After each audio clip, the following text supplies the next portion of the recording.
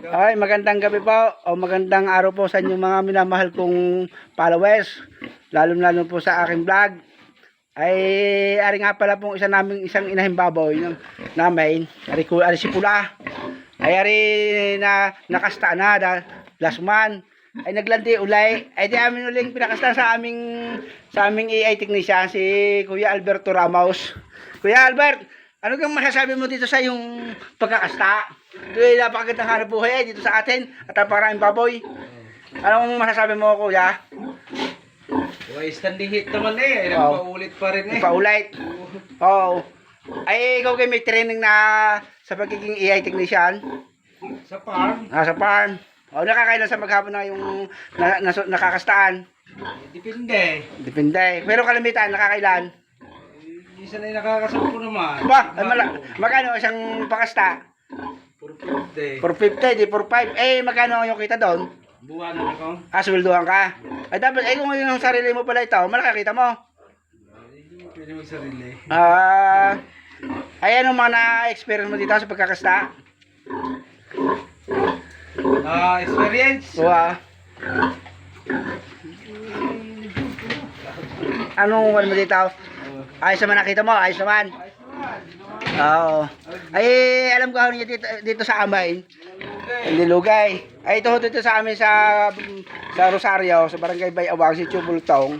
Ay, awa ng Diyos naman ho itong babuyan ng aming magulang. Ay, hindi ho napasok ng tagasakit ng panahon ng ASF. At siguro, sa tulong na rin ng Panginoon Diyos, ay nakasurvive lahat ang mga inahin, mga buwik, mga partner, din sa magkakapitbahay ng aking magulang. Siguro po ay napakaganda rin po. So, palibasa nga po may ang mga pigiri po dito, may mga tanim na puno, mga halaman, tulad ng saging. Kaya kita po yung kapaligiran. Okay po sanang madumi yung tingnan ng kapaligiran, pero yun naman po ay mga herbal, kumbaga para nating purifier, sinasala yung mga virus. Di po ba ganun yun pagsariwa? Ayan, ito ay mother, ito tagapag-alaga. Ari din sa pitak na rin, mayroon 2 inahin. Yan, i-aid na rin Kuya Albert. O, tingnan ho, bigyan na bigay ho yung inahin baboy eh. At awa naman Diyos simula noong 2018, hindi nalugi ang aking magulang sa mga baboy. Lagi sila nakakatama. Ay, yan. Napakaganda hong hanap buhay ho ng pag-aalaga ng baboy.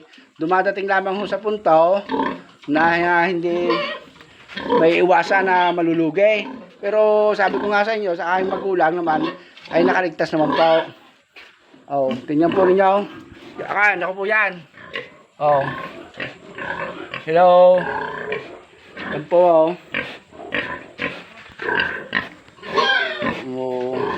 So sana po, pagkalubang kami ng Panginoon Diyos, mapalago namin itong aming backyard piggery. At doon po sa kabila, nagkakailan din pong inahin. Ang nandun. Ayan ho, din sa pangalawang inahin, makikita ho ninyo, nakatusok pa yung hose na dinadaanan ng similya. So, ito ay mga inahin dito ho, iisang lahi ng aming baboy. Landrace ho ito, lahing landrace. Madami ho kong mga anak at mababait ho. Hindi ho katulad ng tapos malalaki ho ang pagkababoy.